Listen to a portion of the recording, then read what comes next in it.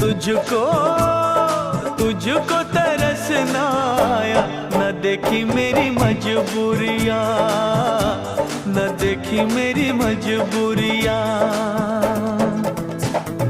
तूने दिल के रकीबों संग मेरे ओ दिल पे चलाई छुरियाँ, ओ दिल पे चलाई छुरियाँ।